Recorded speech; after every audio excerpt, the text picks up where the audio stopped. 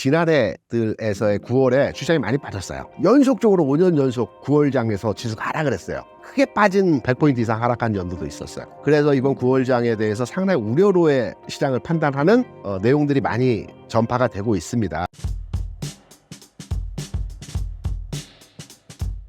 안녕하십니까. KR 리서치의 김대주입니다. 여러분 다시 뵙게 돼서 대단히 반갑습니다.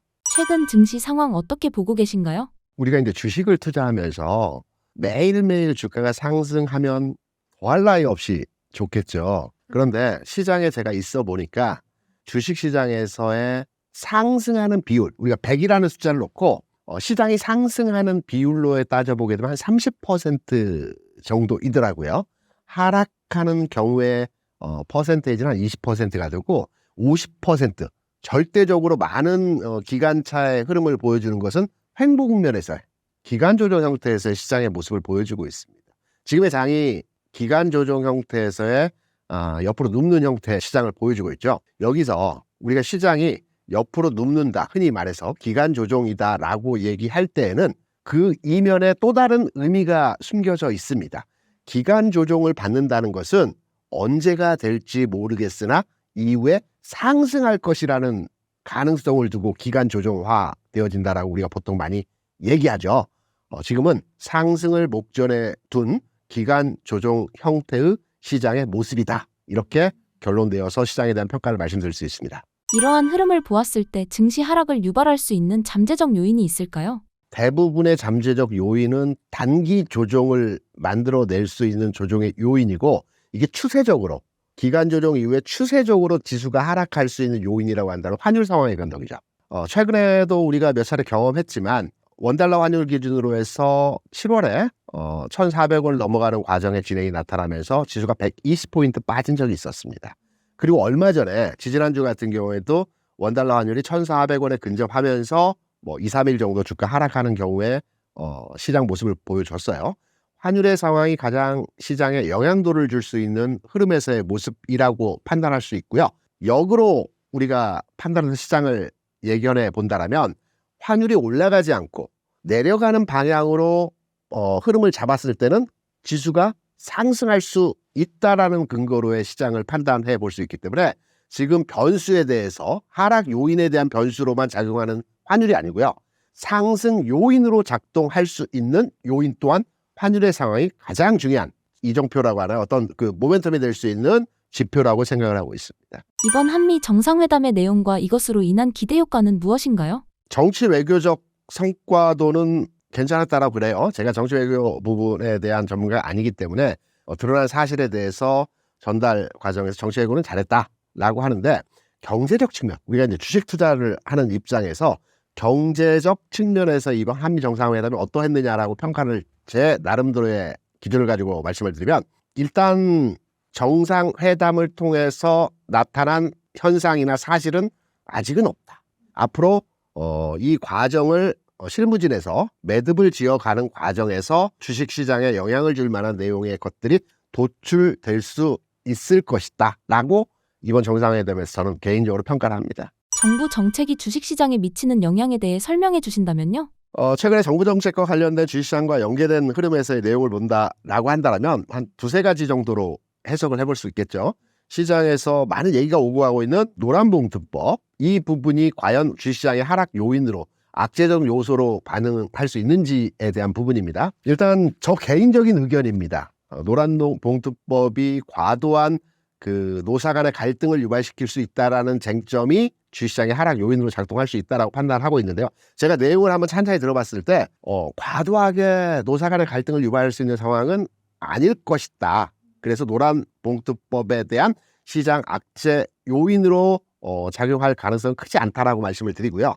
두 번째는 이제 세법 개정안에서 50억이냐 10억이냐 논란이 참 많죠. 저는 50억이 되었건 10억이 되었건 중요하지 않다라고 봐요. 왜냐하면 우리가 이제 우려하는 것은 연말이 되어서 10억 이상의 자산을 투자한 투자자들이 세금 관련 문제 때문에 연말에 주식을 매도하고 그러면 연초에 다시 매수하겠죠.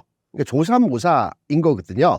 이게 50억이 되었건 10억이 되었건 연말에 당장에 팔 때는 시장 악재적 요소 하락 요인으로 작용하겠지만 연초가 돼서 다시 사는 과정에서의 하방 경직, 그러니까 아래를 받쳐주는 형태에서의 매수세가 될 수 있기 때문에 이건 조삼모사의 상황이기 때문에 이것 또한 시장에 뭐 악재로 작용하다기보다는 심리적 요인이죠. 이 부분이 왜 돈 많은 사람들에게 대한 적용되는 우호적인 법률 아니냐 이런 부분일 뿐이지 시장에 절대적인 영향을 줄 만한 내용은 아니라고 생각을 합니다. 이번 잭슨홀 미팅의 내용과 향후 주식시장에 미칠 영향은 무엇인가요? 제가 또 하나 못마땅한 이유가 이 잭슨홀 미팅인데요. 잭슨홀 미팅은 한 22명 되는 연준 위원들이 8월에 휴가를 가는 겁니다. 와이오밍주에 있는 그 휴가지에, 국립공원 내에 있는 휴가지에 전체 위원들이 가서 골프도 치고 뭐 간단한 술도 마시고 얘기하고 이제 친목을 단합하는 잭슨홀 미팅이거든요. 명칭상으로 보게 되면. 그렇기 때문에 우리가 보통 휴가지에서 일 얘기 잘 안 하잖아요. 놀러 가서는 일 얘기 잘 안 하잖아요. 그런데 우리가 언론에서는 정말 이 부분을 크게 판단해서 이 잭슨홀 미팅에서 파월 의장이 어떤 메시지를 낼까에 대해서 주목을 했었습니다. 이번에 파월 의장이 뭐 금리 인하를 할 것이다 또는 이후에 시장에서 반응한 것은 이 부분에 대해서도 유보적이다. 뭐 이런 논란의 여지가 있는 메시지들에 대해서 시장 평가가 각각 다르게 적용이 되고 있어요. 그래서 지금은 9월 19일에 연준회의가 있죠. 이때 이제 그 금리 결정 사안에 대해서 진행이 될 것 같습니다. 그런데 저는 개인적으로 판단을 해서 9월 19일 이전 단계에서 시장의 방향성이 정해질 것으로 해석되고 있고요. 금리 인하는 기정사실이라고 해석하면서 0.25이냐 아니면 트럼프 대통령이 의도하는 대로 B컷 0.5 이상의 금리 인하를 하느냐가 시장에 어떤 크게 상승할 수 있느냐 아니면 예정대로의 진행이느냐 이 두 가지 판단에 대한 적용 과정이라고 생각을 하고 저는 이번 연준회의에서 B컷 그러니까 0.5 수준의 금리 인하가 단행될 것으로 판단을 하고 있고 시장의 방향성 자체는 9월 19일 이전 단계에서 주시장이 먼저 움직이죠. 반응을 먼저 합니다. 그렇기 때문에 9월 19일 이전 단계에서 시장은 상향 전환하는 흐름으로의 방향성이 나올 것 같다. 그래서 이번에 연준 회의 또 잭슨홀 미팅 이미 잭슨홀 미팅이 지나갔기 때문에 연준 회의에 대해서 우리가 주목을 해야 될 것 같고 이 주목하는 내용은 시장의 방향성을 결정하는 지점이기 때문에 얼마만큼의 금리 인하가 단행될 것인데 기존의 0.25라고 한다면 뭐 하락 요인은 아니고요. 그냥 시장은 평이하게 일반적 수준에서의 움직임이 나타날 것 같고 0.5를 하게 되면 폭발적인 시장 상승의 트리거가 될 거라고 생각을 합니다. 과거 9월 주식시장이 하락하는 이유가 무엇이었나요? 하락 많이 했죠. 짧게 보면. 제가 이제 주시장에 대한 심심할 때 과거 데이터가 어떠했는가를 보는 게 저희 취미입니다. 그래서 종목에 대해서 지수에 대해서 과거의 일련의 사안들에 대해서 시장이 반응하는 것들에 대해서 나름대로 이렇게 분석을 하는 게 저희 취미인데 그러니까 지난해들에서의 9월에 주식이 많이 빠졌어요. 제가 열거해 드리자면 2020년, 21년, 22년, 23년, 24년 연속적으로 5년 연속 9월장에서 지수가 하락을 했어요. 이 9월장에서 하락한 연도 중에서 크게 빠진 연도차도 몇 년도 있습니다. 100포인트 이상 하락한 연도도 있었어요. 그래서 이번 9월장에 대해서 상당히 우려로의 시장을 판단하는 내용들이 많이 전파가 되고 있습니다. 그런데 시장 좀 넓게 보면 2015년, 16년, 17년, 18년, 19년 이 5개 년도는 다 올랐습니다. 짧게 보면 최근 5년 동안의 시장 상황을 보게 되면 하락을 했어요. 맞습니다. 9월장에 다 하락을 했어요. 그런데 10년 차 흐름에서의 9월장을 보게 되면 5년 이전 단계에서 5년에서는 5년 다 올랐습니다. 그래서 9월장의 주가가 약세였다라고만 단정지어서 시장을 평가하기는 조금 정확한 판단의 시장 평가가는 아니라고 볼 수 있겠고요. 이번에는 뭐 5년 돌아간다라면 25년 9월에는 올라갈 수 있는 타이밍에서의 흐름도 나오지 않을까. 그래서 꼭 과거에 이러했기 때문에 최근 연도에서 9월장 빠졌기 때문에 올해도 빠질 것이다. 이 기준으로 시장을 이해하는 것은 바람직하지 않다. 이렇게 생각합니다. 이번 9월 주식시장의 변수는 어떻게 전망하시나요? 앞서 말씀드렸지만 FOMC가 가장 큰 변수라고 생각을 하고 있고요. 저는 9월장에서 시장의 저점을 찍고 강한 상승이라고 하는 것은 최근에 주식시장에서 지수적 관점에서 놓고 본다라면 3,200포인트를 전후로 해서 왔다 갔다 하지 않아서 또 지루합니다. 왜냐하면 6월 말부터 7월, 8월 두 달 동안에 지수가 정체되어진 흐름에서의 모습을 보여줬거든요. 우리가 이제 지수가 올라간다라고 한다라는 것은 외국인이 사는 종목 중심으로 해서 지수가 올라간다라는 측면이거든요. 외국인 중심으로 해서 매수를 한다라는 종목은 대부분 반도체 종목입니다. 그럼 다시 말해서 이거를 탑다운 방식으로 외국인이 사면서 올라가는 지수에 대해서 반응하는 종목을 따져보게 되면 단연 삼성전자가 되겠죠. 삼성전자의 주가는 9월에 지금의 7만 원 수준에서 등락의 모습을 보여주지만 좀 더 상향화되는 주식시장에서의 흐름들이 진행이 되어질 수 있다라고 생각을 하고 있습니다. 지금 주목하고 계신 종목 혹은 섹터가 있을까요? 최근까지 해서 가치주라고 하는 섹터가 시장을 주도하면서 강한 상승 흐름을 유지하고 진행했습니다. 가치주라고 하는 것은 계속해서 기업 가치가 성장하고 있는 돈을 버는 회사들이죠. 이 돈을 버는 회사의 기준이 최근에 적용된 강한 종목들의 흐름들이 수출 관련주였습니다. 수출이 잘 되고 있는 가치주 형태의 기업들이 최근 주가 상황에서 흐름이 강하게 움직임이 진행이 됐어요. 예를 들어서 조방원, 조선, 방산, 원전주들이 수출 주도형 기업들이지 않겠습니까? 이들 기업들이 최근 상황 하에서 주가 상승의 흐름들을 계속 이어가는 형태로 진행이 됐어요. 제가 앞서 모두에 환율 상황의 변화가 시장의 방향성을 결정하는 내용으로 작동할 수 있다는 말씀을 드렸죠. 환율이 올라가게 되면 주시장은 하락 요인이 될 수 있는 변수로 작동할 수 있고, 환율이 내려가게 되면 주시장은 상승할 수 있는 내용으로 적용될 수 있다라고 말씀드렸습니다. 그러면 다시 가치주로 넘어와서 가치주들의 최근 상승을 보였던 종목들이 다 수출 관련주들이에요. 그러면 우리가 수출을 할 때 환율이 높은 환율이 좋을까요? 낮은 환율이 좋을까요? 당연히 높은 환율이 좋겠죠.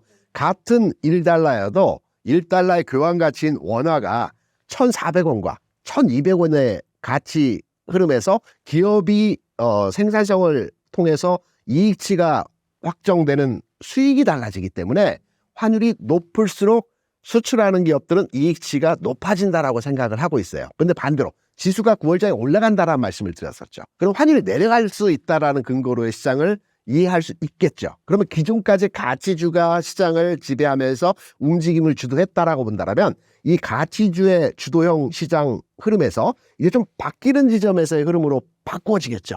그러면 시장의 패션, 경향이라고 하죠.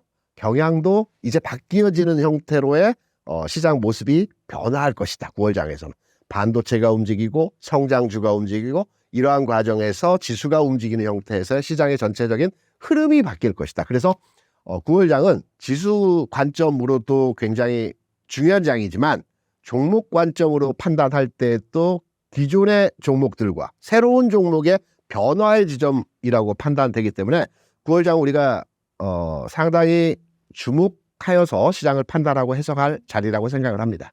최근 삼성전자 주가 흐름 어떻게 보시나요? 최근 두 달 동안 삼성전자가 7만 원 흐름 내에서 움직임이 진행되고 있습니다. 이렇게 제가 삼성전자에 평가를 해볼게요. 우리가 이제 삼성전자가 우리나라의 가장 중요한 종목이라고들 많이 얘기하죠. 그리고 또한 거기에 플러스해서 삼성전자를 국내 주식 투자자분들께서 가장 많이 가지고 계신 종목입니다.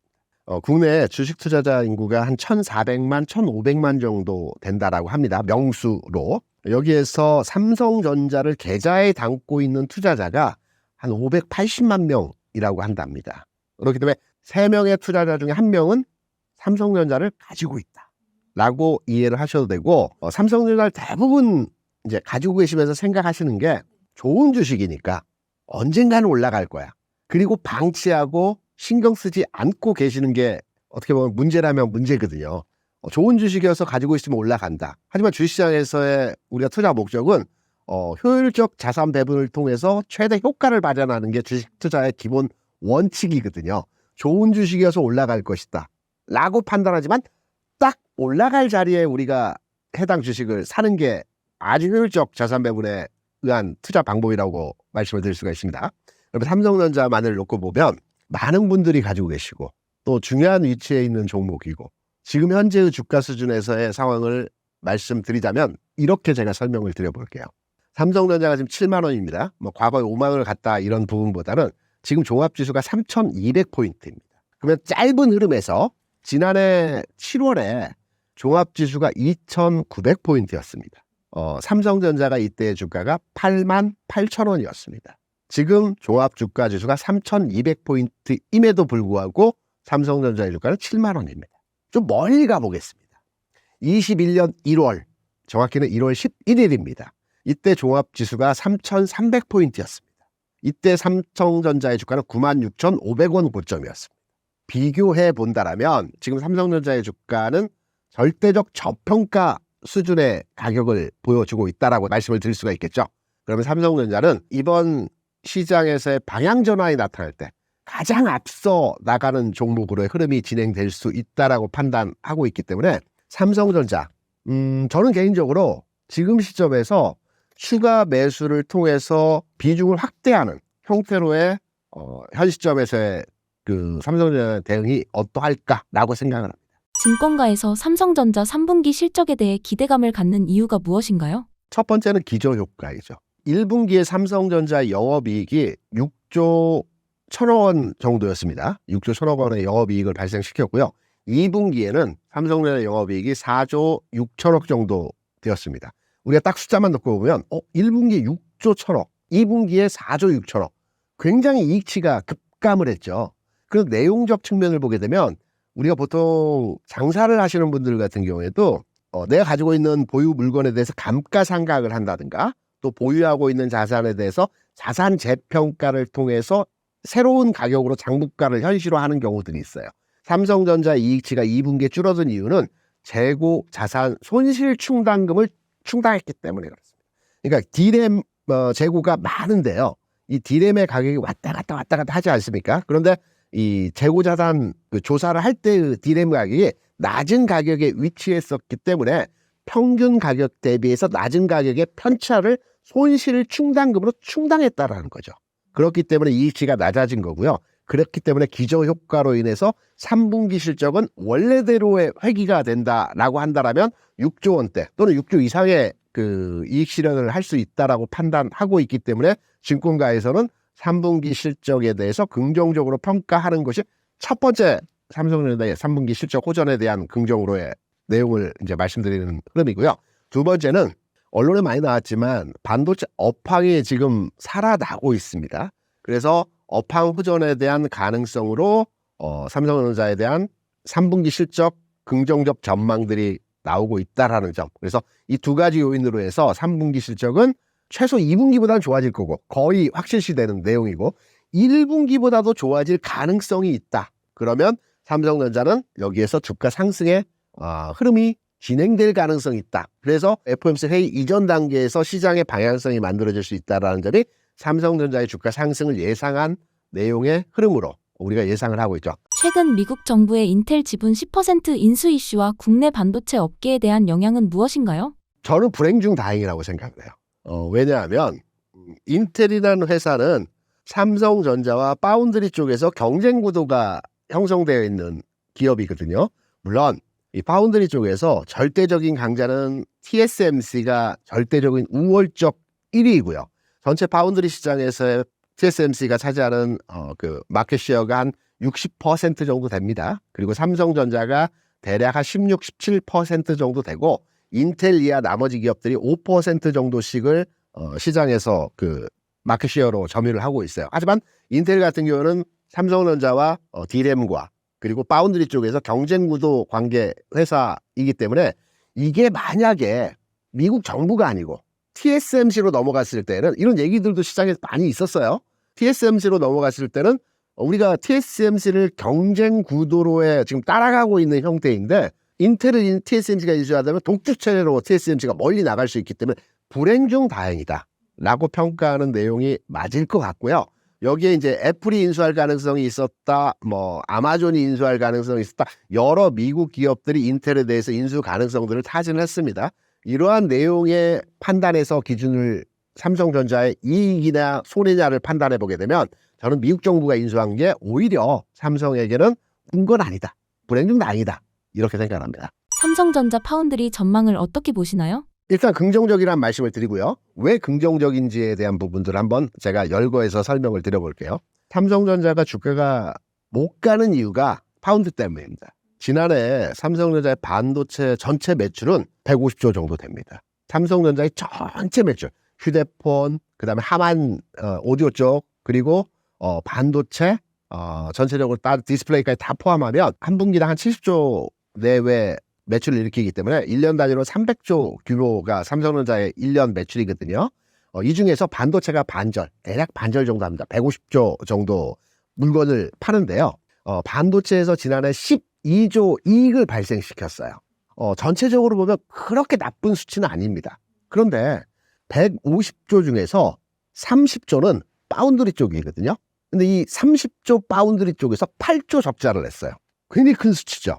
그러니까 150조에서 우리가 12조를 벌었는데 파운드리가 적자가 아니었다라면 20조 이익을 발생시킬 수 있는 상황이었는데 파운드리의 적자가 전체 반도체 이익치를 상당히 갉아먹었다고 판단할 수 있겠죠. 그래서 삼성전자가 주가가 뭐 TSMC라든가 아니면 또는 애플이라든가 비견해서 주가가 빠르게 움직이지 못하는 이유, 상승하지 못하는 이유가 이 파운드리의 적자 규모 상황 때문에 그러한데 이게 좀 나아지고 있어요. 개선되고 있어요. 앞으로 긍정적으로 진행될 가능성이 있다라고 보는 이유가 뭐 당장에 진행될 사안은 아니지만 얼마 전에 뉴스가 나온 테슬라가 삼성전자에 대해서 2나노급 파운드리 그 수주를 했죠. 당장 28년도부터 납품을 하기로 되어 있기 때문에 당장의 문제는 아니지만 지금 파운드리 쪽에서 그간의 적자가 되었던 분들이 여러 경로를 통해서 수주가 되어지는 상황들이 나타나고 있어요.